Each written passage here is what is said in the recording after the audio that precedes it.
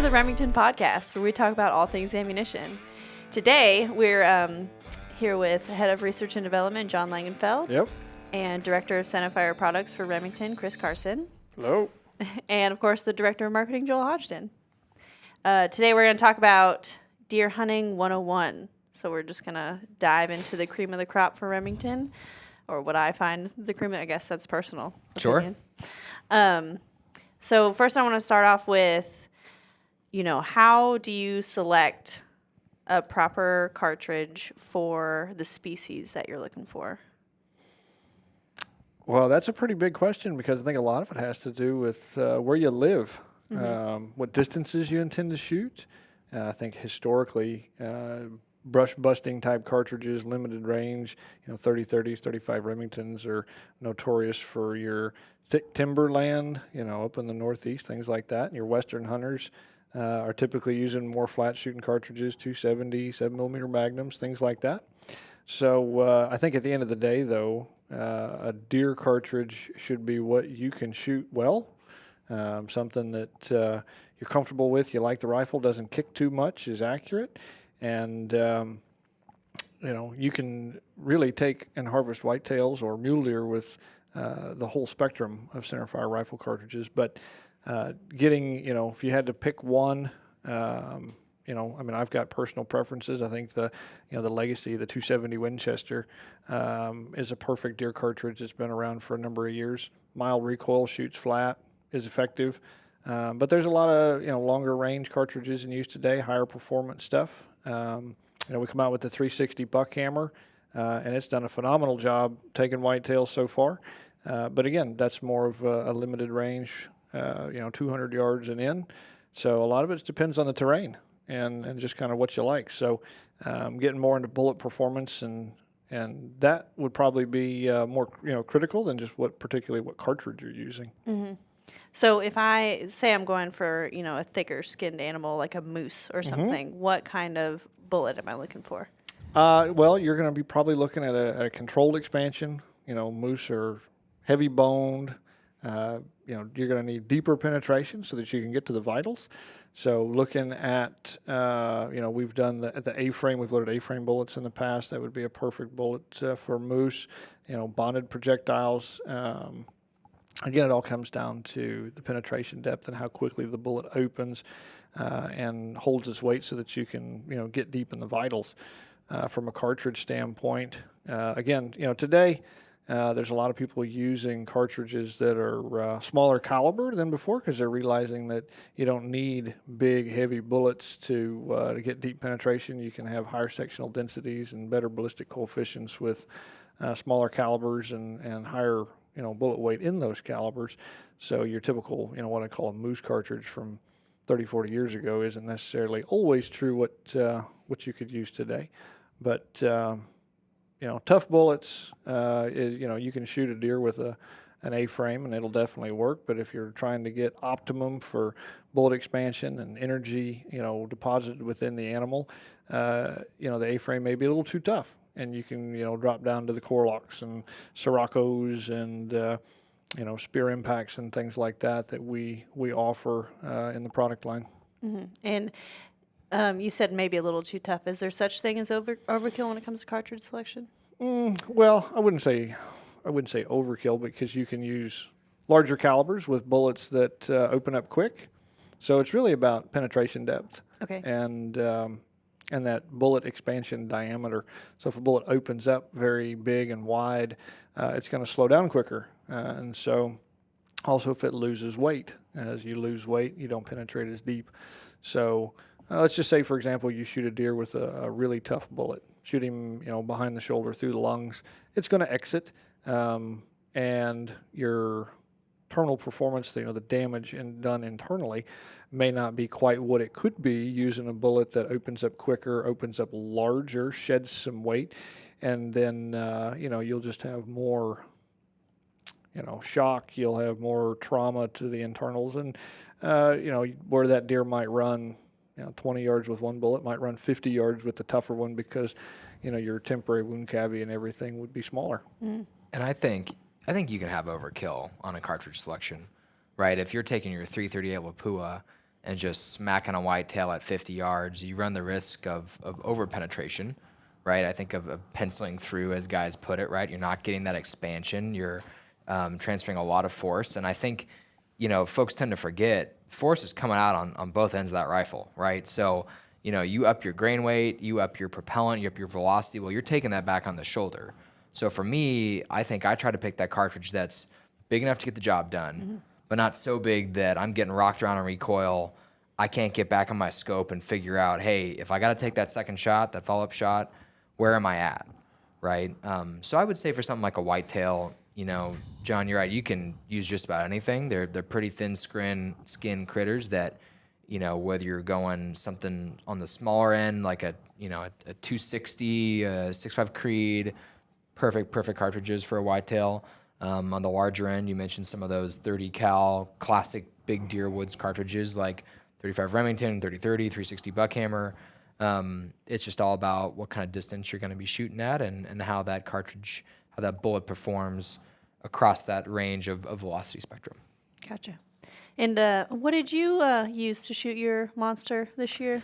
I got super lucky. I shot a pretty big deer. I'm mostly here to brag today on this podcast. So hopefully you can throw up a nice picture of me with that bruiser. I shot back home in Kansas, but we were shooting 360 Buckhammer. Mm-hmm. So I was using a fancy new prototype bullet, I'll put it that way, that we're going to be loading in 360 Buckhammer here pretty soon. And, I think if I can drop a little hint, John, you were talking about different types of bullets and bullet construction. Well, one thing we should probably touch on is a monolithic design, an all copper design. Sure.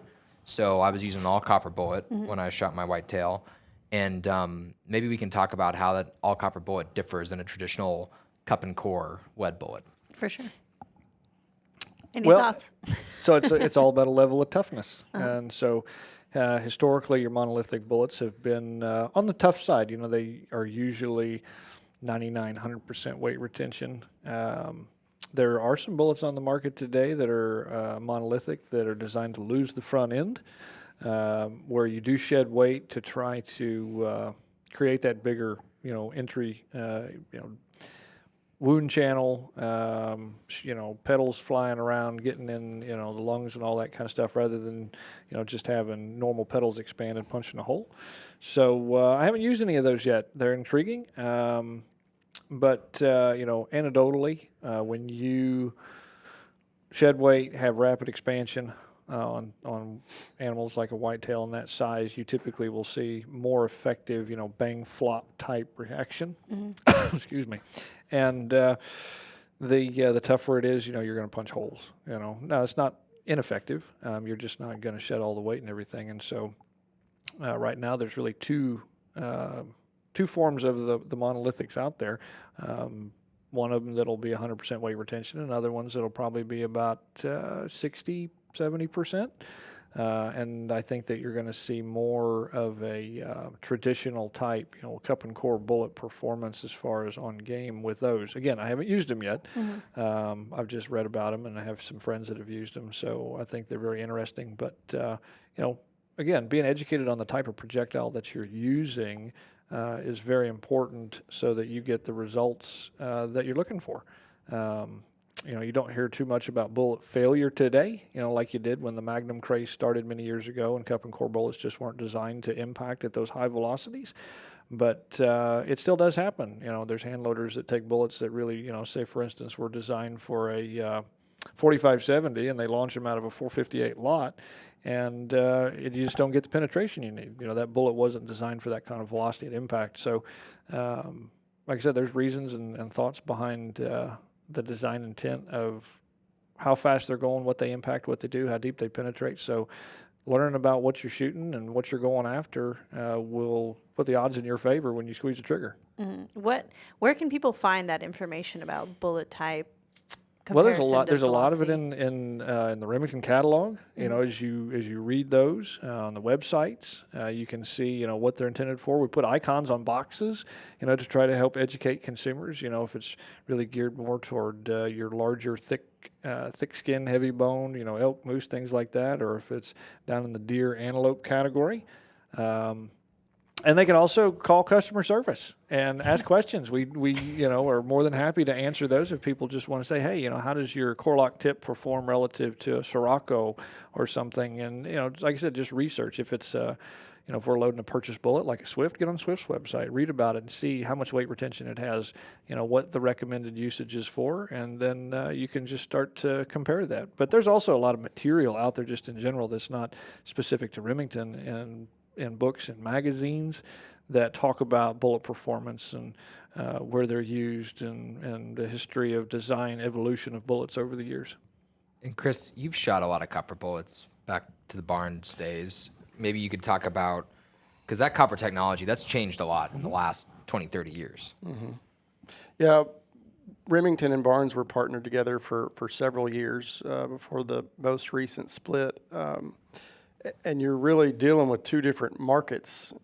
In the South where we are, there's not a lot of, I guess, desire or need or want for a copper bullet unless that's just what you're after. So there was a learning curve for Remington.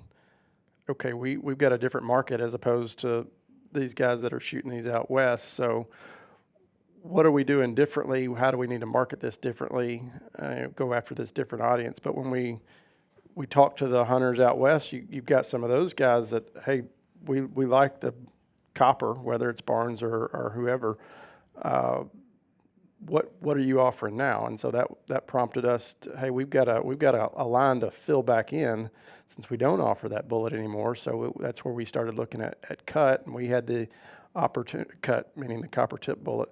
That's where we had the opportunity this year. Jon and I went on a hunt. One of the advantages of what we do, we get to not only draw it on paper and talk about it in meetings, but get to go actually use the product to see what it does. Because we're not just engineers by trade or design; we're actual users of the product. Test so, Yep.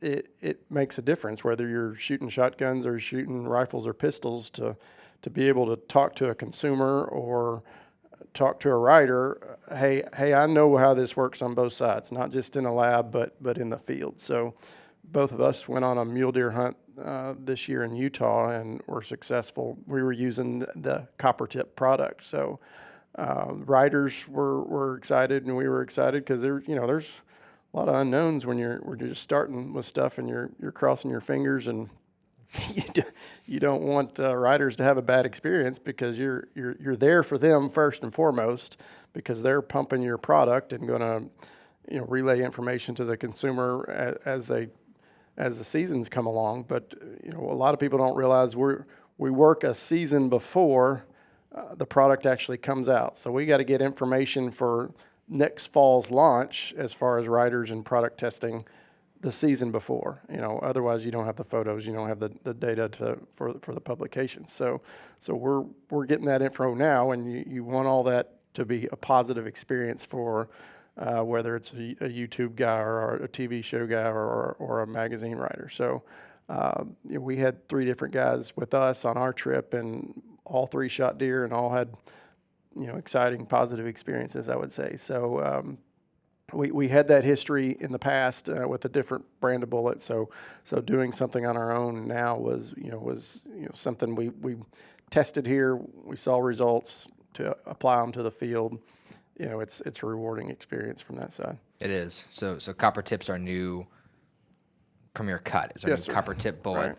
So we've had core lock copper in the lineup for about a year, which is more of that traditional kind of performance, mimicking that classic core locked, a whitetail bullet, right? Quick expansion, quick energy transfer for those Western hunters, and for those folks hunting a mule deer or an elk or something out west, a little longer range.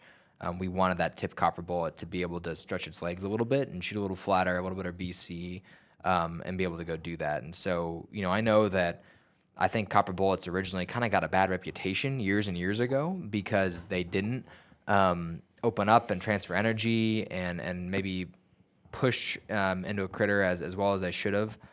They over-penetrated, right? I think was kind of the bias against them. But thanks to some modern technology we use, things like bullet skiving, nose cuts, we've kind of engineered these bullets to open up a little bit more reliably and probably produce better results on game. Yeah, we both shot at different distances. Mine was around 250, and yours was over 400. It was 400. 400. Yep. So, it's nice to be able to not just shoot something at 50 yards, 100 yards, to actually stretch things out. And we can shoot gel and targets all day long here, but real world applications are validate the data that we have. So Yeah, it's and good to. you might not get that broadside perfect Sure. photo shot in the field, right? You might be having to shoot kind of quartering away, maybe having to take a shot on the shoulder, right, or a high shoulder or someplace where you might hit some bone and have to punch through some hard material than just into your pie pan vital zone. So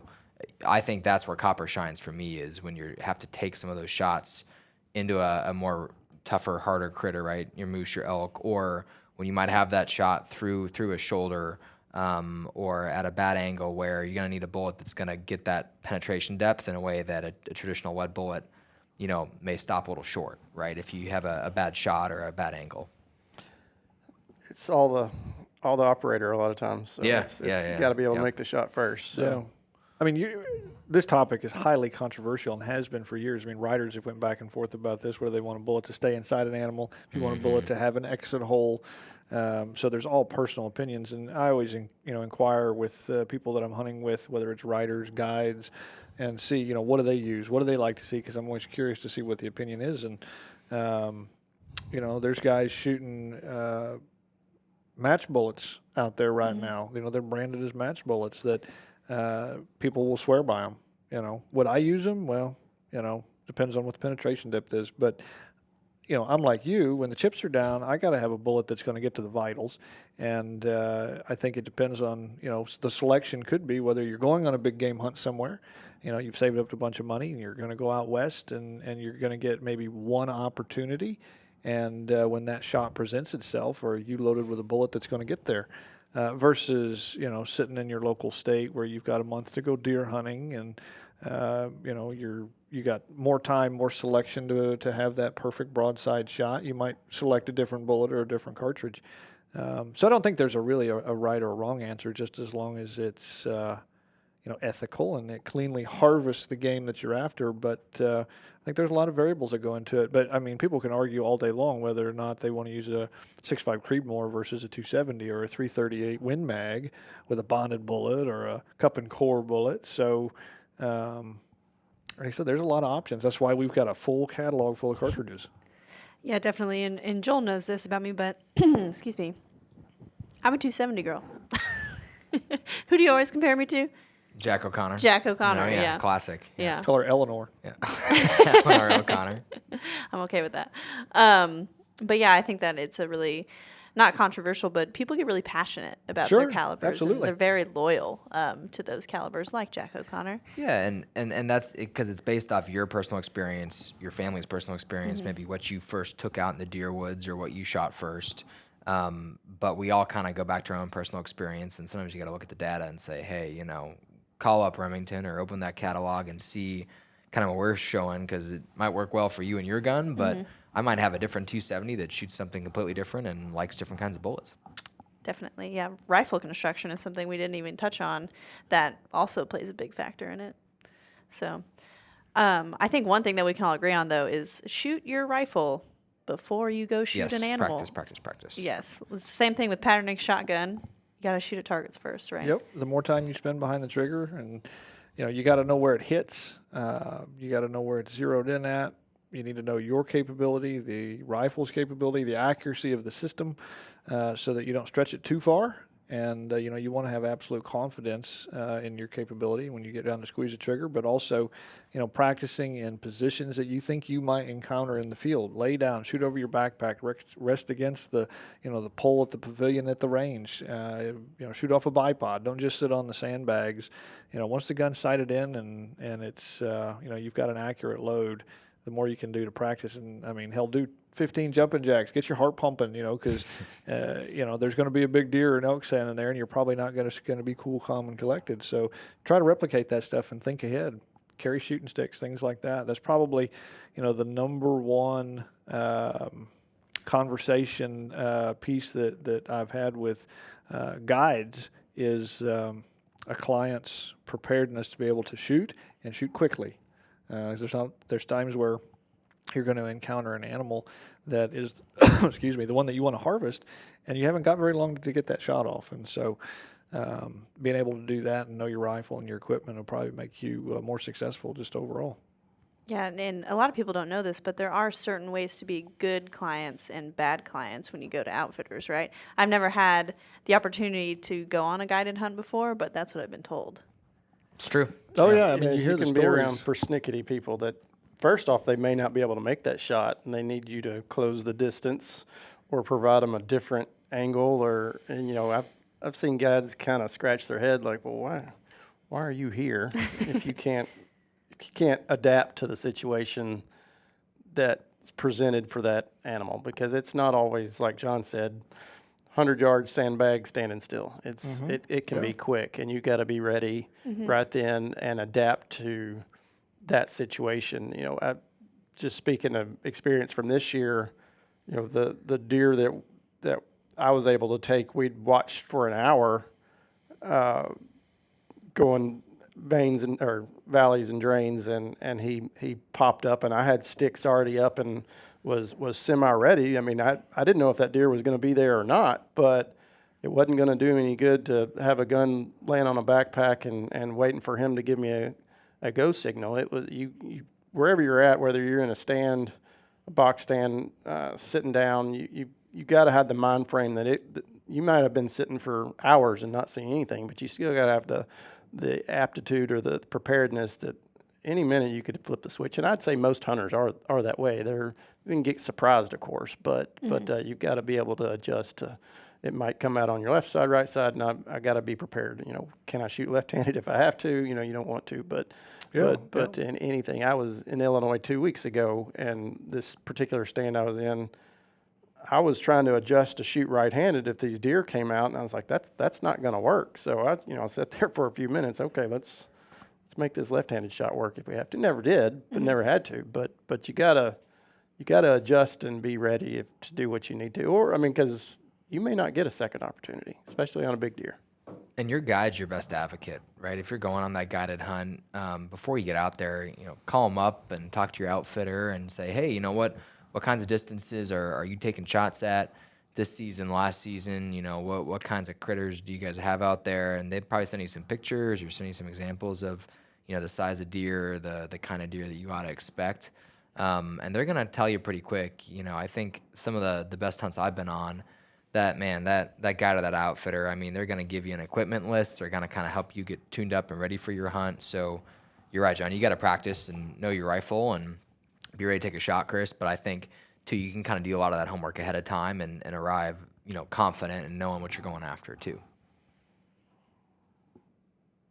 Yeah, I think I know that you do a lot of Kansas hunting, and I know that before you had the opportunity to do outfitter hunting, you've done a lot of boots on the ground stuff. But I know that Kris does still, right? Yeah, I was in Kansas last weekend. Joel was there the week before me, but I had I did not have a youth tag. My 12-year-old Noah had a youth tag, so we spent 4 days bumping around trying to fill his tag, and then I was gonna hunt if he was successful. He wasn't, unfortunately, but saw some deer, just not the deer we were after. But kind of going back to being prepared, we were in box stands, we were in makeshift brush blinds. Every situation was different. We were even laying on the ground behind some rocks, so every situation was different. And even at 12 years old, he understood I've got to be able to shoot on these sticks.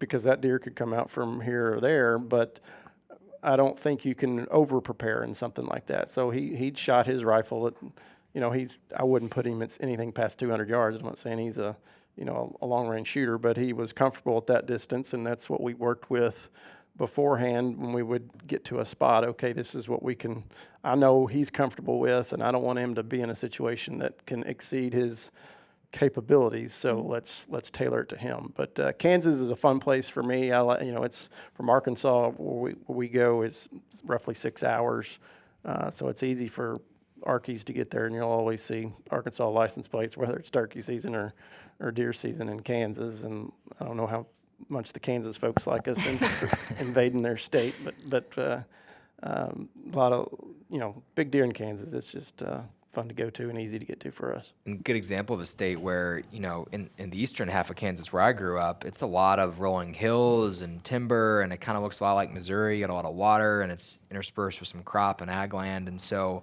you know, I've been on hunts in Kansas where it's almost like a bow hunt. You know, you're set up in a tree stand, you're shooting 30 yards to a feeder or 30 yards to a deer trail, and that's it.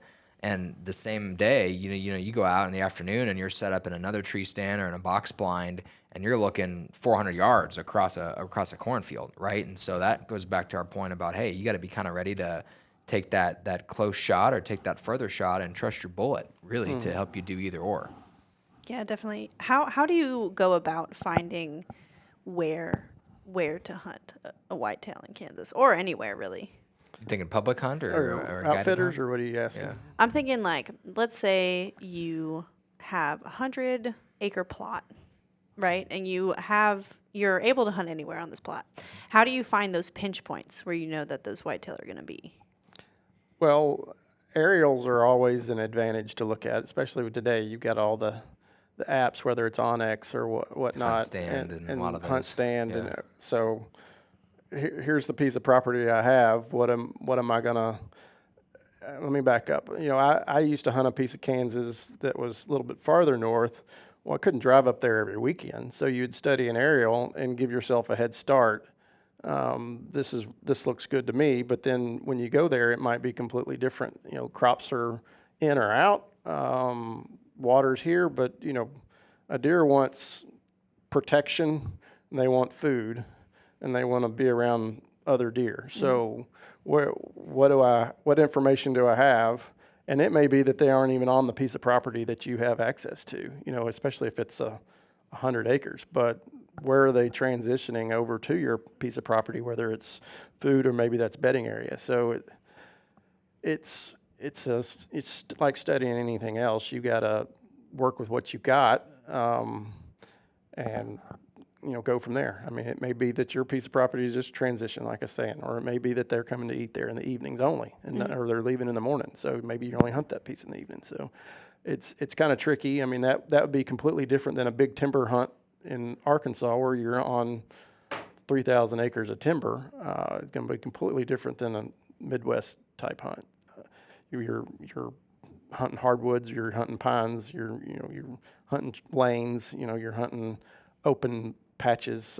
It's every area is going to be approached a little bit differently, but it doesn't matter where you are. Deer wants cover and food. So, and boots on the ground. Yep. You can definitely start off with Google Earth or Onyx or Hunt Stand or any of those, but if you can spend some time on that property pre-season and help your buddy out with kind of getting the place ready or helping the landowner out with whatever you got to do. Just really kind of seeing, hey, where are these tracks at? Where's some scrapes at? Where the deer like to be? Knowing that area around there and saying, where's the water source? To your point, Kris, about cover and food, that's huge. And then kind of setting yourself for success and knowing like how wind plays into it too. And the morning of and kind of checking and making sure you're in the right spot and you're not pushing scent towards those folks, because you might have the perfect stand right on that pinch point, between two good food sources going towards cover, but unless if the wind's not working in your favor, you might not want to sit that stand that morning. So I think you can do your homework too, and then the fun part is morning of, you just never quite know what you're gonna go get. Yeah, the mystery's the fun one thing part. that you guys had mentioned is trail cameras are so popular today Yeah. with the cellular that they do. So, I know, Kris, you've done it before where you'll have a camera in Illinois sending him pictures of spots that, he's had an opportunity to run up and throw a camera down and then come back to Arkansas and see if what he thought on that aerial map was a good place, if he's seeing a, activity or not, or, Yeah, and it's interesting. We've been to Utah. I've hunted Illinois and Kansas also this year. What the rules are for cameras in each state completely different. You can put corn or rice bran or what down in Arkansas, and at our place you're trying to just gain inventory. What deer are in the area? What deer are in there? In Illinois, you can't bait, so you've got a camera out on a trail or the edge of a field, and you're just at the mercy of what happens to walk by. So to me, that makes it more of a challenge as far as inventorying your deer. And in Utah, which is a completely much bigger landscape anyhow, rules were completely different out there. I couldn't speak to what all they are, but their rules, were even more limiting. So I think trail cams are a great tool, obviously, and they're easier to use in certain places, but you can't discount data that you get from those by any means. Definitely. And like what Joel had to duck out because he is meeting our friends over from Rem Arms. But what Joel was saying, boots on the ground, like I have found more whitetail based off of what trees make more acorns. Figuring out like your landscape and learning and thinking like a deer. Back to the food. Doesn't matter where it comes from. Yep. Food. Always back to the food. And I think protection and cover is a really good point to bring up. Deer don't like to be seen. So they're going to hide. And they want somewhere to hide, right? So, that's right. Yeah. Well, I want to go to the other spectrum of the outfitter at this point. How do you as a person, if you've never been with an outfitter before, how do you find a good one? Well, fortunately for me, I've got a lot of friends who I grew up and had hunting big game, using outfitters. And so I think a lot of it is probably word of mouth. For me personally, that's how it was. Reputable sources, there's good ones and there's bad ones. And so, people had learned before me and said, hey, if you want to go hunt antelope, you want to hunt mule deer, whatever, here's resources that you can use. So I think there's probably a lot of it that is that way.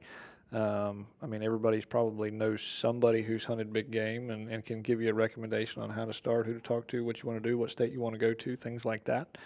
If I was starting from scratch and I didn't know anybody, I would probably maybe look at, one of these conventions like Western Hunt, and just start talking to people.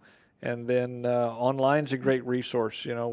I'd probably walk through and get pamphlets and let's just say you want to hunt mule deer. Well, I'd be going around saying who's all the mule deer outfitters, and then I'd get online, and then I'd start researching, looking reviews, and then a lot of times outfitters will they'll supply reference lists, so you can call past clients.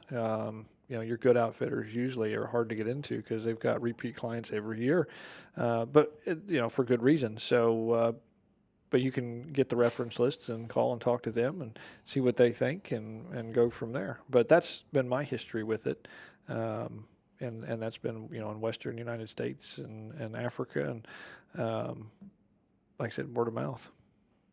And I think it also, you have to factor in what are you looking for. Mm-hmm.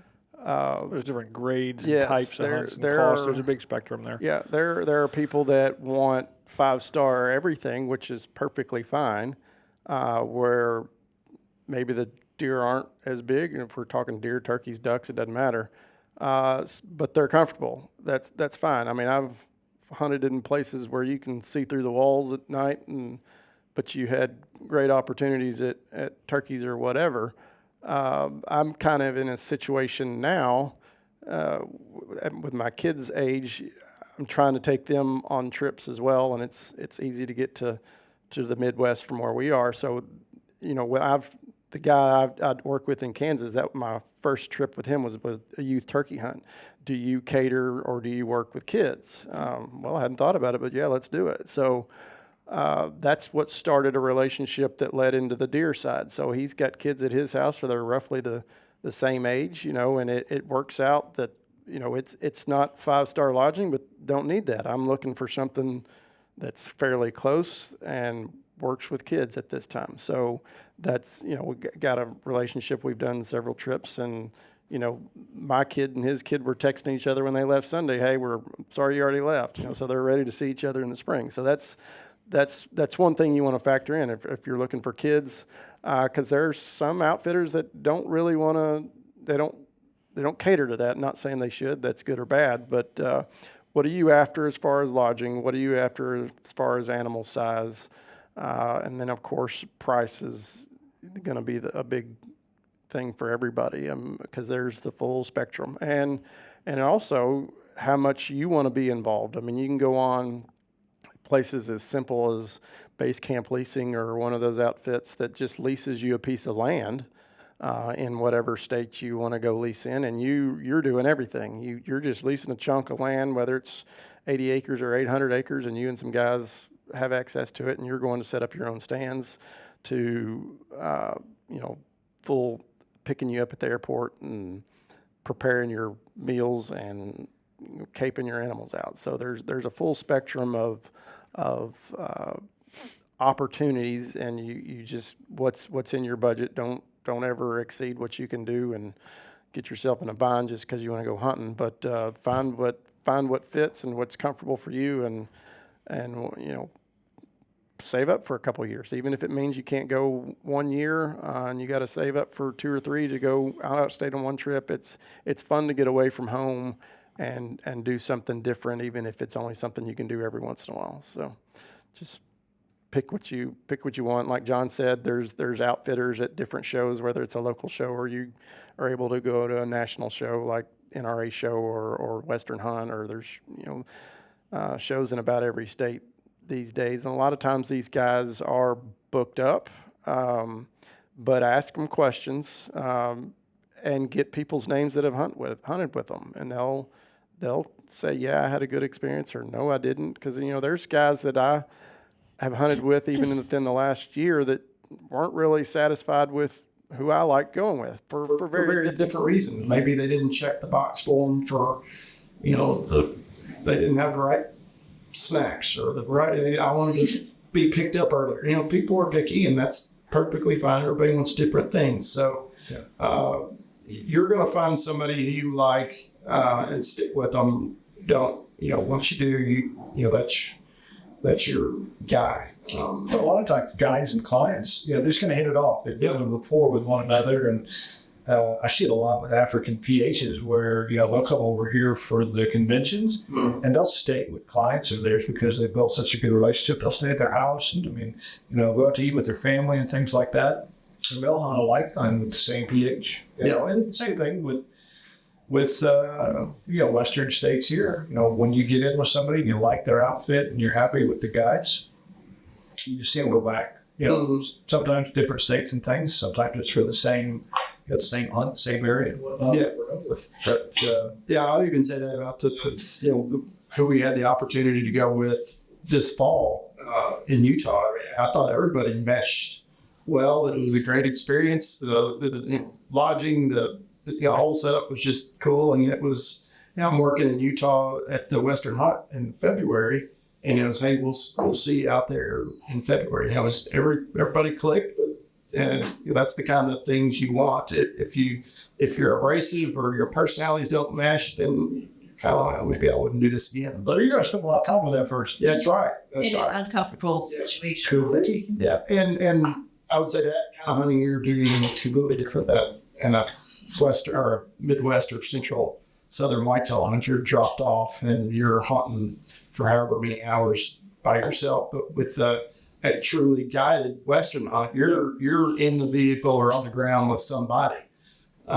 So it's nice if you get home. Definitely. And it seems that everything at the heart of what we're talking about is research. Mm-hmm. There's information out there everywhere. People just kind of need to know where to go get it and to, have the wherewithal to go get it. Some people, I've heard stories about people who just go and buy a rifle from Walmart and just hit public land, hit the ground running on public land. And I think that's great. That's perfectly fine. I mean, you can go buy a rifle for X $100 and a few boxes of bullets and get it sighted in. And there's, especially in Arkansas, there's thousands of acres of public ground that you can have access to. And, people go kill deer. Yeah. Well, I could be, I've hunted it before. I'm not from Arkansas, so when I moved here, I didn't have people in there, private ground, things like that. So I did what you said. I mean, of course, I didn't go buy a rifle. I had those. But I started looking at public ground where I could go, looking at topo maps, got Onyx, got me a GPS, bought me a backpack. So we were hunting, picked a spot, and, open morning there. I didn't scout before. I didn't have time. It took me 2 years, filled them down in the same period, the same season I was there, because basically that first July I was hunting, I was done scouting at the same time. It was the first time I was in the area. But it was rewardable and enjoyable just to go do that. shot a doe, but that was a trophy to me because of the effort and the time and everything that I had put in, to go on public ground, never been there, never seen it, figure it out. I had fun doing it. And definitely, and does feed families. Oh, yeah. There's nothing wrong with a doe. That's the trophies in the eyes of the beholder. So that makes it. It didn't matter to me what it was. It was just a success, and it was a hunt. I didn't go out there just to kill a deer. I went out there to hunt. Right. And it's super rewarding to be, it's, in my opinion, to be in the food chain like that, to participate in the food chain. I think that's really cool. Speaking of hunting for years and it being pretty difficult, people hunt on Remington land. Yeah, absolutely. Absolutely. We both hunt here only. We have two populations of deer.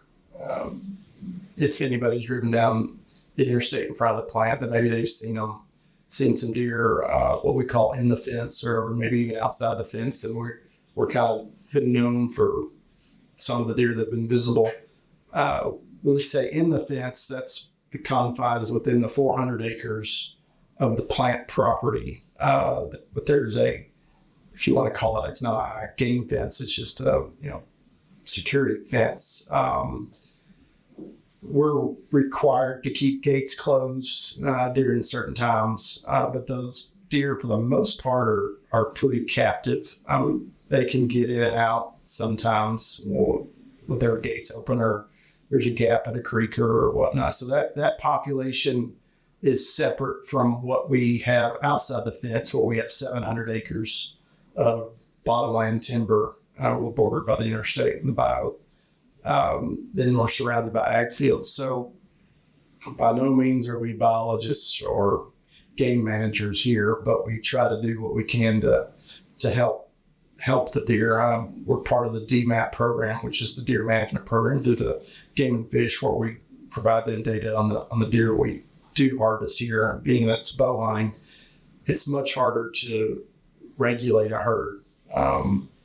So we're just shooting a few, but in the fence, those deer have a higher problem with food in the winter than the deer outside that are free ranging. So we do food plots inside, and we do a few outside and supplemental feeding, but for goats, and then we're feeding protein and carbs in the winter. We try to manage the does in the fence the best we can. So we encourage employees that are bow hunting, hey, if you want to shoot a doe, shoot one inside the fence. That helps us more than if you shoot one outside the fence, because they can increase their numbers so quickly. And for years, in the 70s, 80s, when Remington was first getting going, there was no hunting in the fence.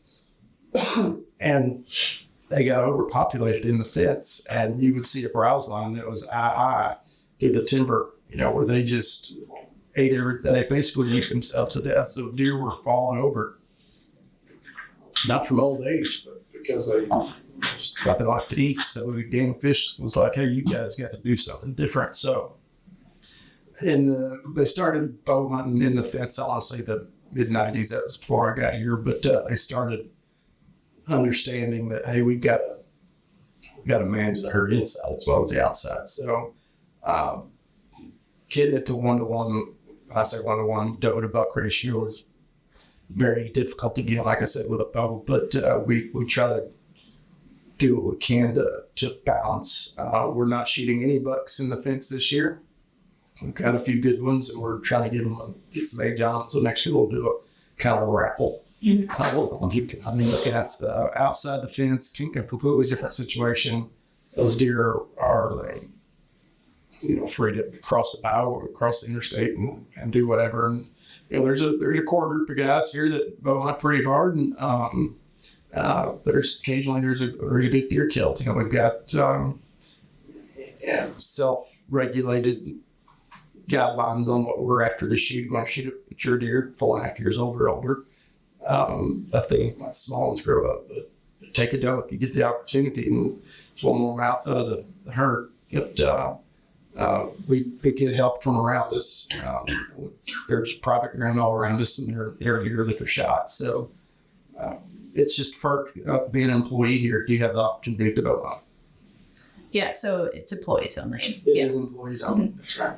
Yeah, I find it really interesting that we work directly with Arkansas Game and Fish, but they do have a land management program that anyone that's over owns a certain number of acres can be a part of. Isn't that right? Well, there's the deer management program. I don't recall the minimum acreage that's associated with that, and they have different programs.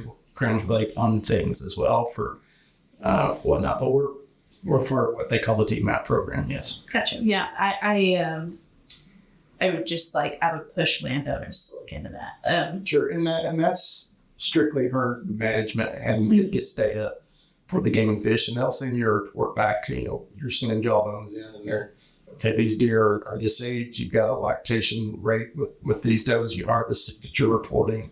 You're providing live weights of the animals.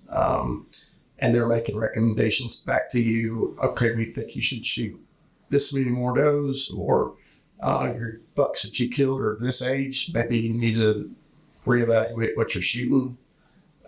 Just another data point. But by no means are we able to control what we have here, just bow hunting. That makes it very challenging to control a herd. So we just do what we can as far as feeding them and letting them get snaked on. Yeah, definitely. It's a good time though. Yeah, there's some good deer. We've had a few deer upper 150, over 160 that are killed out here with a bow. And most of those are outside. We're trying to grow some decent ones, what we call inside, but outside. There's deer that come in from all over. We've got people that come from all over that goes to around the outside on private ground. That's part of it. That's out of our control.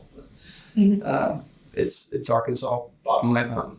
Yeah, I killed my first Arkansas buck this year.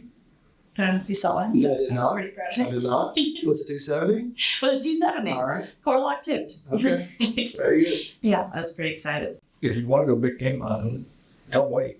Yeah, don't wait. Go do it. Yeah. I always tell a story. I grew up shooting trap at a local club in Southern Illinois, and I was the young guy there because I wasn't on the school team shooting everything then. So I've heard all the stories. But one of the things that kind of stuck with me was, I always wanted to go and fill in the blank, but I never did because, life got in the way, whether it was I had kids or I wanted to go back to school or they went back to school or whatever.